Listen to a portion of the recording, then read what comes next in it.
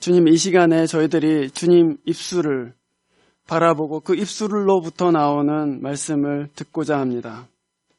하나님, 우리의 마음이 주님을 향해서 온전히 집중하게 해주시고 또 그리스도께서 좌정하시고 또 말씀해 주셔서 우리 마음 가운데 생명의 빛을 비추어 주시옵소서.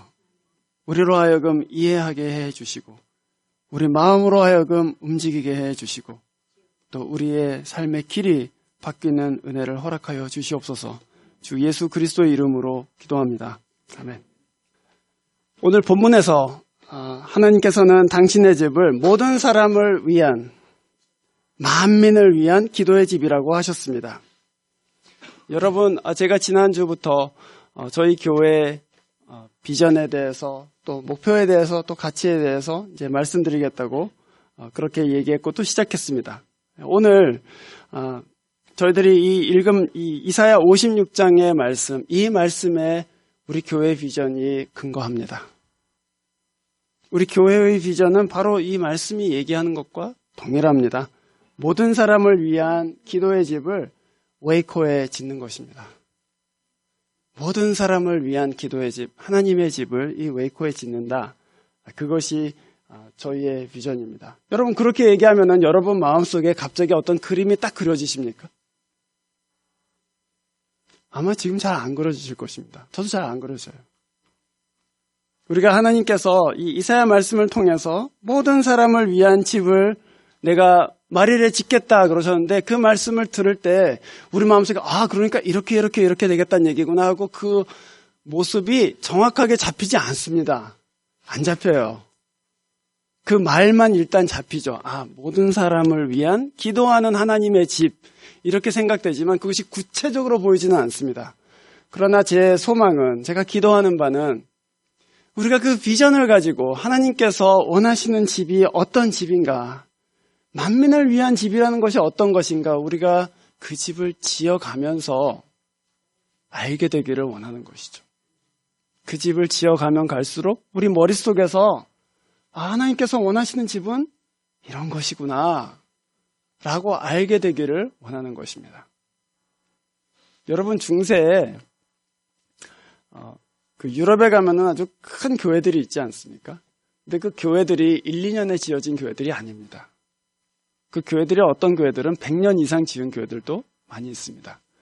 그런데 그 100년 이상 된 교회들, 처음에 설계자가 설계한 대로 지어진 교회는 거의 없습니다.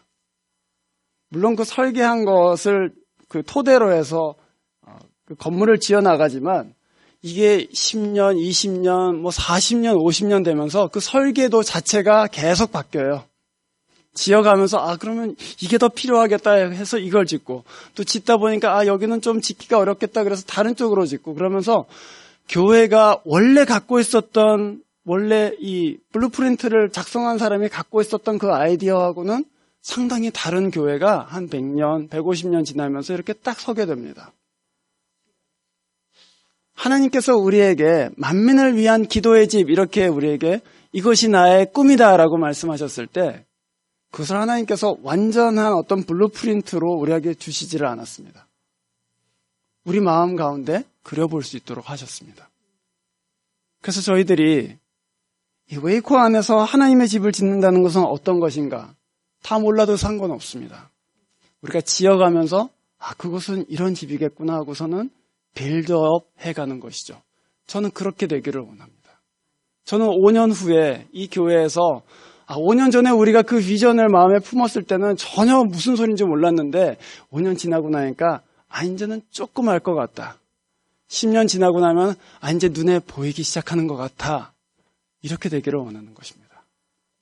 그래서 여러분, 우리가 이 하나님의 집이라는 그림을 우리 머릿속에다가 함께 그렸으면 좋겠어요. 교회를 우리가 매주 오지만, 그리고 주중에도 모이지만, 이 교회가 5년 후에, 10년 후에, 20년 후에는 어떻게 될까? 우리는 무엇을 하려고 이 교회에 있는 것일까? 생각하시면서 우리는 하나님의 집을 건축하고 있다. 그렇게 생각하시면서 함께 우리가 5년, 10년 그렇게 갔으면 좋겠습니다. 이 비전은 종말론적인 비전입니다. 아까 아이들과 함께 말씀 나눈 것처럼 이것은 하나님께서 세상의 끝에 완전하게 이루실 비전입니다. 그런데 하나님께서는 우리한테 그것을 네가 지금 이 땅에서 지어봐라 그렇게 말씀하셨습니다. 그래서 여기서 짓기 시작해요. 그리고 우리의 힘을 다해서 최선을 다해서 그 집을 짓습니다. 그리고 마지막에는 하나님께서 네가 지으려고 했던 게 이거지? 그게 내 마음이야. 그러고서는 완전케 하실 거예요. 그것이 우리의 영광이 될 것입니다. 오늘 이 집을 저희들이 한 3가지 면에서 살펴보고자 합니다. 첫 번째는 그 기초가 무엇인가 하는 것입니다. 그 집의 기초는 무엇인가? 두 번째는 그 집은 누구를 위한 집인가? 세 번째는 그 집은 무엇을 위한 집인가 하는 것입니다. 기초, 누구를 위한 것인가, 무엇을 위한 것인가. 그 3가지에 대해서 한번 알아보려고 합니다.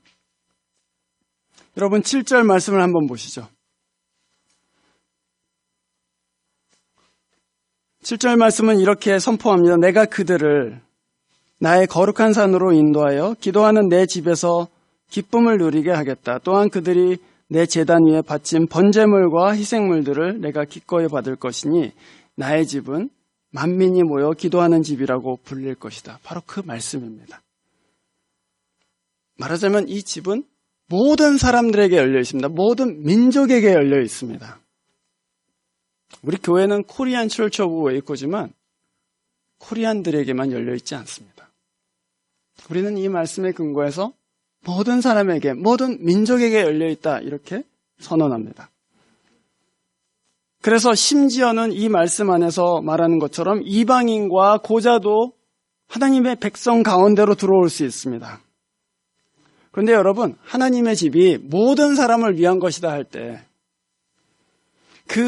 그 집이 모든 사람을 위한 것이 되려면은 그 기초는 의가 돼야 됩니다. 공평과 정의가 그 기초가 돼야 돼요. 1절에 보시면은 이 비전을 주님께서 주시면서 첫 번째 하신 말씀이 의에 관한 것입니다. 너희는 공평을 지키며 공의를 행하여라. 나의 구원이 가까이 왔고 나의 의가 곧 나타날 것이다. 여기서 구원과 의는 동의어입니다. 내 의가 곧 너희의 구원이 될 것이다. 그 말씀입니다. 너희가 집을 지을 것인데 근데 집을 짓기 전에 먼저 공평과 의를 행해라. 이제 그렇게 말씀하셨어요. 그러니까 그게 집의 기초인 것이죠. 그런데 한번 생각해 볼 필요가 있습니다. 아니, 모든 사람을 품으려면은 사실은 의가 아니고 사랑해야 되는 거 아닙니까? 이 말씀 가운데는 어디 사랑이라는 얘기가 없어요. 그렇죠? 모든 사람에게 열려 있으려면은 모든 사람을 사랑해야지 다 같이 잘 지낼 수 있을 것 같은데 이 말씀은 사랑을 얘기하지 않고 오히려 의를 얘기했습니다. 왜 의가 먼저일까요? 왜 사랑이 먼저 나오지 않고 의가 먼저 나왔을까요? 그것은 사랑이 의를 결여하면 그 사랑은 편애가 되기 때문입니다. 그래서 여러분 사랑하실 때 주의하셔야 됩니다. 우리는 우리와 가까운 사람한테는 사랑을 막 줍니다. 나한테 잘 대해주는 사람한테는 호의를 베풀어요. 그리고 인사도 잘하고 안부도 잘 묻고 밥도 잘 먹고 그래요. 근데 여러분 그것은 본능적인 것입니다. 누구든지 하는 거예요. 예수를 믿건 안 믿건 그건 다 해요. 자기랑 친한 사람한테 쌀쌀맞게 구는 사람이 어디 있어요. 자기한테 잘 대해주는데 사랑하지 않는 사람이 누가 있습니까? 자기 이웃과 자기와 가까운 사람한테 잘하고 있는 것은 본능이지 믿음이 아닙니다. 그런데 만약에 나랑 별로 친하지 않은데도 호의를 베푼다. 나랑 서먹서먹한데도 불구하고 내가 안부를 묻는다. 그리고 내가 잘 모르는데도 내가 마음에 품고 기도한다. 그것은 본능이 아니라 그것은 믿음입니다. 그건 믿음으로 행하는 거예요. 그건 우리 네이처하고 안 맞는 것들이에요, 사실은. 하지만 주님 믿기 때문에 우리가 그것을 품고 기도하기도 하고 낯선 사람한테 우리가 호의를 베풀기도 하고 또 서먹서먹한데도 안부를 묻기도 하는 것이죠. 말하자면 그것이 바로 사실은 사랑이라기보다는 그것은 사실은 의예요. 공평하게 관심을 베풀어 주는 거예요. 당신도 하나님의 집에 들어온 귀한 사람이기 때문에 내가 사랑보다 앞서서 내가 의를 행하겠다는 것입니다. 그래서 첫 번째로 의의 그 본질은 뭐냐면은 fairness입니다. 공평함이에요. 내 사랑을 한쪽에 다 붓는 것이 아니고 두루두루 내가 잘 모르는 사람에게도 그렇게 두루두루 베푸는 것이죠. 그렇게 될 때에 모든 사람을 위한 집이 될 수 있습니다. 그래서 의가 먼저예요. 절대로 사랑이 먼저 오지 않아요. 의가 바로 서야지 그 다음에 참된 사랑이 바로 설 수 있습니다. 더 나아가서 하나님의 의라는 것은 그냥 사람 기준으로 볼 때 공정함을 의미하는 것만은 아닙니다. 더 깊이는 하나님의 의라는 것은 하나님 눈에 오른 것입니다. 사람 눈에 오른 것이 아니고 하나님 눈에 오른 것, 그것이 의입니다. 하나님은 모든 사람들을 지으신 아버지이십니다. 우리 속담에 10손가락 깨물어서 안 아픈 손가락 없다고 그렇게 얘기하잖아요. 하나님도 그러십니다. 하나님도 엄청나게 많은 자녀들을 갖고 계십니다. 그 자녀들 중에 한 자녀도 고통당할 때, 아플 때 하나님 마음 안 아픈 그런 자녀는 없습니다. 그 대표적인 사람들이 누구입니까? 그러니까 10손가락 중에 제일 약한 손가락, 이게 누굽니까? 구약 성경에서는 그것을 고아와 과부와 나그네다 이렇게 얘기합니다.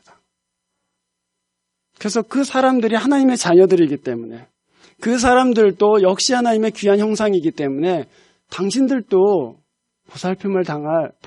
보살핌을 받을 마땅한 자격이 있습니다. 하나님의 자녀이기 때문입니다. 그래서 우리가 호의를 베풀고 또 돌보아주고 사랑하는 것이죠.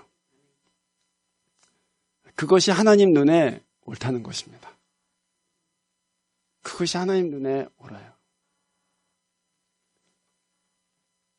만약에 어떤 사회 안에서 고아와 과부와 나그네가 도저히 살 수 없을 만큼 그 사회가 그렇게 그 사람들을 무시하거나 또는 소외시키거나 또는 죽어도 울어도 그냥 내버려두는 그런 정도라면 그 사회가 아무리 정당하게 소득을 벌었다 할지라도 그 사회는 하나님 앞에 옳지가 않습니다.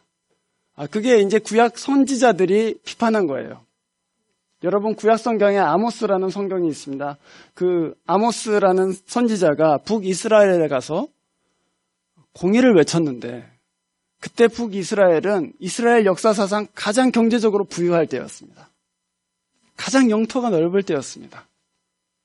그래서 수많은 재화와 부가 이 나라로 막 쏟아져 들어오는데 선지자의 눈에는 이렇게 부강한 나라에서 고아와 과부와 나그네들이 힘들고 어렵고 돌봄 받지 못하는 것을 그냥 보게 됐습니다.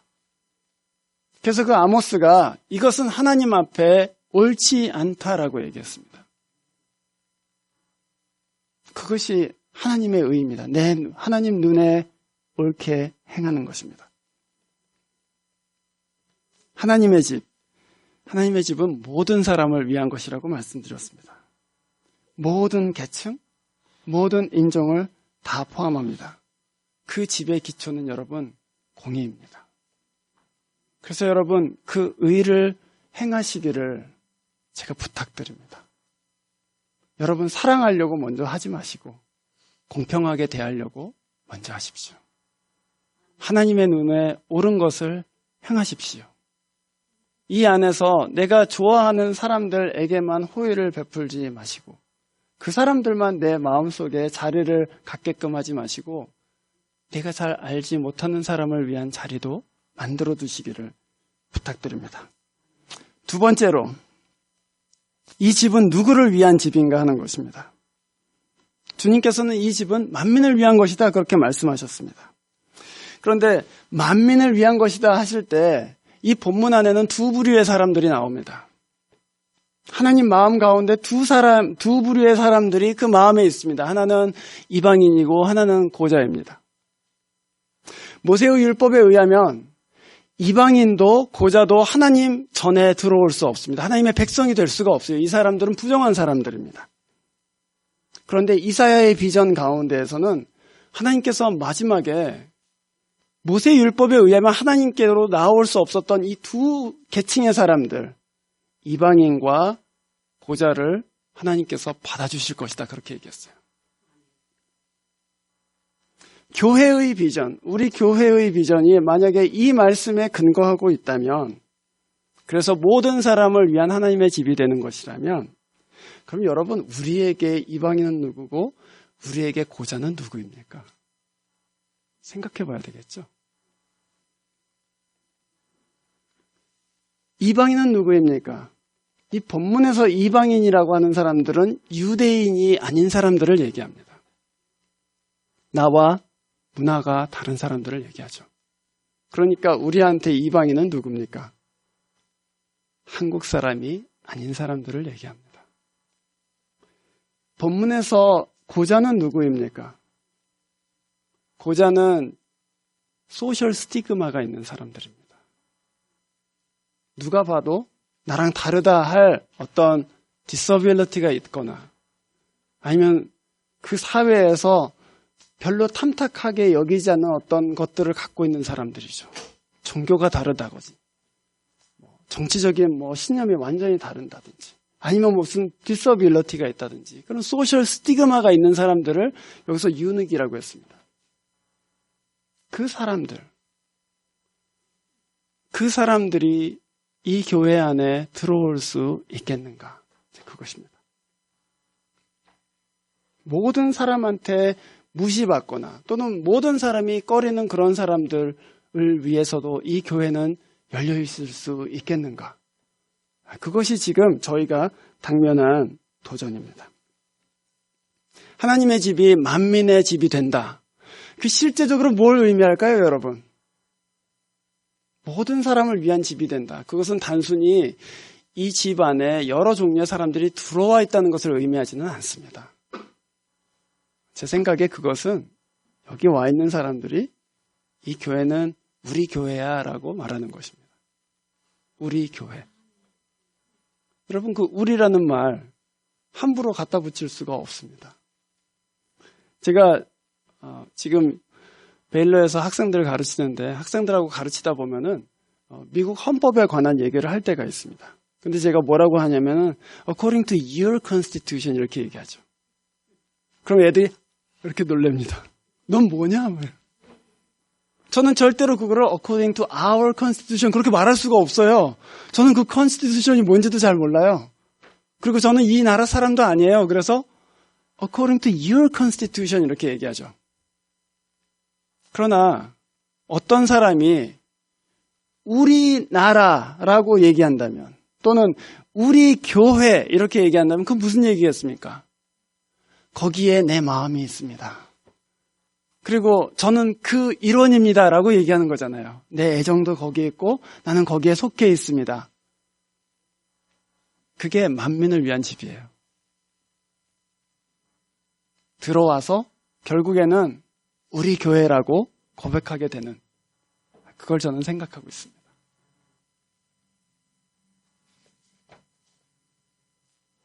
그럼 여러분 어떻게 그렇게 될까요?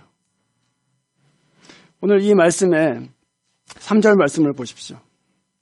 이방 사람이라도 주께로 온 사람은 이렇게 말하게 해서는 안 된다. 주님께서 나를 당신의 백성과는 차별하신다. 디스크리미네이트라고 되어 있어요. 차별하신다. 나는 역시 이스라엘 사람이 아니니까 얘네들이 끼워주지 않는구나. 그렇게 말하지 못하게 해라. 고자에 대해서는 뭐라고 했습니까? 나는 마른 장작에 지나지 않는다. 난 역시 마른 장작에 지나지 않는구나. 그렇게 말하지 못하게 해라. 그 마른 장작이라는 게 무슨 말이에요? 너 고자잖아. 이 말을 다르게 얘기하는 것입니다. 너 애 못 낳잖아 결국. 넌 마른 나무에 불과하잖아. 그 말을 자기 입으로 하게 되는 거예요. 모든 사람이 결국 나는 고자라고 생각하는구나. 날 형제라고 생각하지는 않는구나. 그 말을 하지 못하게 해라. 라고 이스라엘 사람들한테 주님께서 말씀하셨습니다. 그 말은 니네들 이스라엘 사람들아, 고자가 너희 가운데 들어오거든, 또는 이방인이 너희 가운데 들어오거든, 그 사람들이 혹시라도 난 코리안이 아니라서 안 끼워주는구나. 나는 베일러 학생이 아니어서 소외되는구나. 이렇게 생각하지 못하게 해라. 그 말씀입니다. 그것은 우리가 그냥 잘 대한다고 되는 일이 아닙니다. 잘 대한다고 되질 않아요. 그냥 왔는가 보다 하고 그냥 적대감을 갖고 대하지 않는다고 해서 그 사람들이 나는 one of us 이렇게 생각하지 않습니다. 그것은 한 걸음 더 나가야 돼요. 더 나가야 됩니다. 너는 우리 중에 하나라고 보여줘야 되고 품어줘야 되고 그리고 사랑해줘야 되는 것입니다. 주님께서는 그 고자들에게 5절 말씀에서 이렇게 약속해 주셨습니다. 그들의 이름이 나의 성전과 나의 성벽 안에서 영원히 기억되도록 하겠다. 아들, 딸을 두어서 이름을 남기는 것보다 더 낫게 하여 주겠다. 그들의 이름이 잊혀지지 않도록 영원한 명성을 그들에게 주겠다. 여러분, 이스라엘 안에서 이 고자라는 사람들은, 이 고자는 굉장히 사회적으로 무시받는 사람들이었습니다. 저주받은 인생이었어요. 왜냐하면 여기 지금 나와 있는 그대로입니다. 자식을 낳아야지 내 이름이 계속해서 유지되는 거예요. 내가 역사 속에서 기억되기 위해서는 그 자식이 있어야 돼요. 심지어는 예수님의 제자인 베드로한테 레스네임이 없잖아요. 근데 예수님이 베드로를 뭐라고 부르셨어요? 바요나 시모나. 그 무슨 말이냐면은 요한의 아들 시모나. 베드로의 아버지는 돌아가셨지만 베드로의 이름에 남아있어요. 요한의 아들.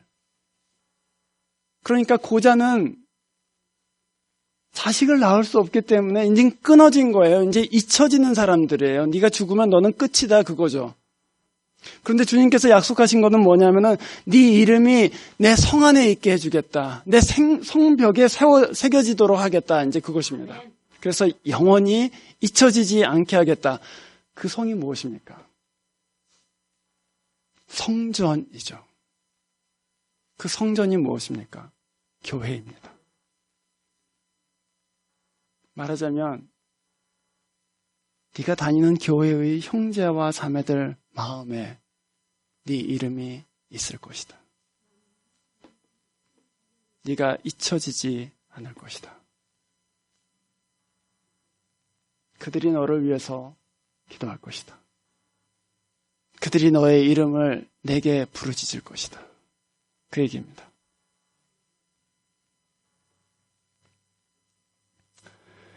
이스라엘의 율법에 의하면 대제사장이 장막의 가장 깊은 곳, 지성소에 들어갈 때에 특별히 입는 옷이 있잖아요. 근데 그 옷, 여러 가지 옷을 입게 되는데 그 옷 중에 하나가 흉패입니다. 그 흉패에는 12개의 보석이 박혀 있습니다. 이 12개의 보석은 이스라엘의 12지파를 의미합니다. 그래서 이거를 가슴에다가 붙이고 내 가슴에 이 보석들을 품고 대제사장이 1년에 한 번씩 지성소인 하나님께서 계시는 곳으로 나아가요. 너희들은 내 마음에 있다는 것을 하나님께서 보여주시는 것이죠. 이 대제사장이 누구이십니까? 예수 그리스도죠. 말하자면 우리가 사실은 예수님께 고자와 같았던 사람들이에요. 이름이 잊혀질 사람들이에요. 사실은 그냥 죽어서 끝났을 사람들이라고요. 그런데 주님께서 우리를 너희는 나에게 보석과 같다 그러고서는 가슴에다가 그것을 붙이고 하나님 앞으로 나아가서 그 이름을 부르는 거예요. 우리가 먼저 누구한테 호의를 베풀고 그게 중요한 게 아니고 예수님이 먼저 우리한테 그 호의를 베푸셨다고요. 예수님께서 잊혀질 우리에게, 고자처럼 없어질 우리에게 너는 내 가슴에 있다. 그러고서는 우리를 가슴에 품고 하나님 앞으로 나가셨다는 말입니다. 그렇게 하심으로 예수님께서는 만민을 마음속에 품으셨습니다. 주님께서 이 땅 가운데 계실 때 하나님을 매일같이 예배하는 바리새인들도 있고 매일같이 성경을 달달달달 외우고 있는 서기관들도 있는데 그 사람들한테 가시지 않으셨습니다. 주님께서는 하나님으로부터 가장 멀리 있는 사람, 세리와 창녀들에게 먼저 가셨습니다. 그 사람들에게 구원이 누구보다도 필요하기 때문입니다.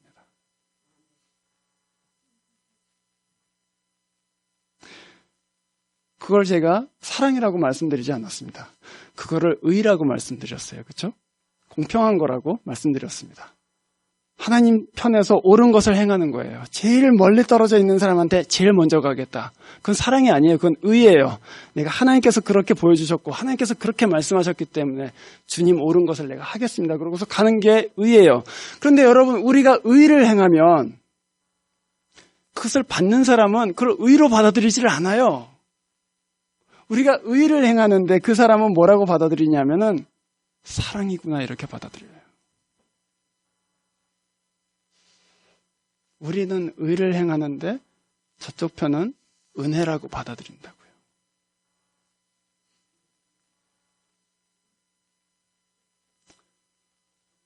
주님의 사랑으로 사랑하시기를 원하십니까? 그렇다면 하나님의 뜻을 쫓아서 의를 행하십시오. 이 집은 모든 사람을 위한 집입니다. 그것은 이름이나 구호가 아니라 그 사람이 우리 교회라고 부를 수 있을 때까지입니다. 마지막으로 이 집은 무엇을 위한 집인가 할 때 주님께서는 이 집은 기도하는 집이다 이렇게 말씀하셨습니다. 하나님의 집은 기도하는 집입니다. 근데 여러분, 하필이면 왜 기도하는 집이라고 했을까요? 뭐 예배하는 집 이렇게 하면 더 낫지 않습니까? 그것은 기도가 하나님 백성 삶에 있어서 가장 중심에 위치하고 있기 때문입니다. 우리가 기도할 때 하나님을 가장 깊이 만나요. 우리가 기도할 때 하나님의 그 존전 앞에 나아가서 하나님의 얼굴을 구하고 주님께 내 마음을 토해내고 하나님께 진심을 보여드리고 하나님 저에게도 하나님의 진심을 보여주십시오. 그러고 앞으로 나아갑니다. 우리가 기도할 때 하나님께서 이 세상을 향해서 품고 계신 사랑을 보여달라고 하나님 앞으로 나아갑니다. 저를 향한 하나님의 계획을 보여주십시오. 하나님의 그 중심에 있는 것을 보여주십시오. 그리고 하나님 앞으로 나아갑니다. 이사야 37장과 38장에 보면 이 이사야서에서 유명한 기도 이야기가 나오는데 바로 히스기야 왕이 올린 기도입니다. 히스기야 왕이 하나님 앞에 간절하게 2번 나아갔습니다. 37장에 보면 바벨론 군대들이 와서 예루살렘 성을 완전히 둘러쌌을 때, 그래서 이제 죽었구나 했을 때 이 바벨론 장관 하나가 아주 모욕적인 편지를 써갖고 니네들 하나님께서 지켜주신다고 하는데 그거 다 거짓말이다 하는 아주 모욕적인 편지를 써갖고는 줬습니다. 그랬더니 히스기야가 그 편지를 들고 하나님 전 앞으로 나아가서 전 앞에다가 딱 놓고서는 기도했어요. 하나님 이거 보시라고, 어떻게 해야 되냐고 간절히 기도했습니다. 그랬더니 하나님께서 응답하셔서 그 성을 둘러싸고 있던 바벨론 군대들이 갑자기 물러가게 되었습니다. 몇 년 후에 히스기야가 죽을 병에 걸렸습니다. 그래서 이제 진짜 다 죽었나 보다 그랬는데 히스기야가 그때 어떻게 했느냐 하면은 벽을 향해서 기도했다고 돼 있어요. 이번에는 하나님 전으로 나아가지 않고 벽을 보고 기도했어요. 그 절박한 심정인 거예요. 말하자면 하나님 저는 지금 벽을 보고 있는 것 같습니다. 그런데 저는 사실 그게 좀 달리 해석됩니다. 그냥 절망감이 아니고 다른 모든 위로가 필요 없다. 나한테 지금 필요한 것은 하나님의 위로다. 그거예요. 사람들이 나한테 잘 될 거라고 얘기하는 것도 필요 없고 의원을 찾아보는 것도 필요 없고 그런 인간적인 위로가 필요한 것이 아니고 나는 지금 하나님의 위로가 필요하다. 그래서 벽에다 대고 기도하는 거예요. 벽을 보고 기도하는 거예요. 주님께서 히스기야에게 또한 응답하셨습니다. 그래서 15년을 더 살게 해주셨죠. 하나님의 집에서 주님이 의도하시는 것이 무엇이겠습니까, 여러분? 우리가 여기서 1000번 제사를 지낸다 한들 10년을 예배를 드린다 한들 우리 마음이 하나님 앞에 올라가지 않는다면 그건 아무것도 아니죠. 그래서 이 집은 예배하는 집이라고 하기보다는 기도하는 집이다. 그렇게 얘기하는 거예요. 이 집은 기도하는 집이다. 하나님 앞에 서는 것, 하나님의 얼굴을 구하는 것, 그것이 하나님께서 궁극적으로 원하시는 것입니다. 제사가 아닙니다. 예배도 아닙니다. 무슨 헌물을 드리는 것도 아닙니다. 하나님의 얼굴을 구하는 것, 그것입니다.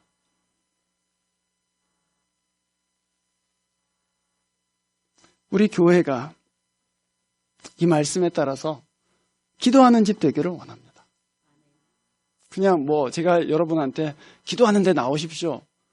이렇게 단순하게 말씀드리는 것이 아닙니다. 물론 기도하는 집에 기도하는데 나와야지 기도를 하겠죠, 물론. 하지만 제가 진짜 드리는 말씀은 바로 이것입니다. 하나님의 얼굴을 구하십시오, 여러분의 삶 가운데에서. 그냥 여러분의 그냥 안에 있는 디자이어들은 막 풀어놓는 것이 아니라 주님 그 얼굴을 보여주십시오. 주님이 나의 만족이 되시기 때문에 주님께로부터 오는 선물이 아니라 주님을 보여주십시오. 내 뜻이 아니라 하나님의 뜻을 보여주십시오. 그러고 하나님 앞에 나가자, 그 말씀입니다. 시편 105편 4절에 시편 기자가 이렇게 우리에게 말씀하죠. 여호와와 그 능력을 구할지어다. 그의 얼굴을 항상 구할지어다. 그게 신자의 복입니다, 여러분. 하나님의 얼굴을 보는 것. 하나님의 얼굴을 구하시고 그분 앞에서 살아가시기를 바랍니다. 하나님과 소통하십시오. 다른 사람과 소통하는 거 중요하지만 가장 먼저 여러분 하나님과 소통하세요. 그분을 구하시고 그분이 여러분에게 그 얼굴을 보여주시면 그건 무슨 말을 의미하냐면은 여러분이 그분의 집이 되었다는 것을 의미합니다. 하나님이 거하시는 집이 되었다는 말이에요, 그게. 하나님이 여러분 가운데 거하시면 두려워할 것이 없습니다. 그 다음부터는 걱정할 것도 없어요.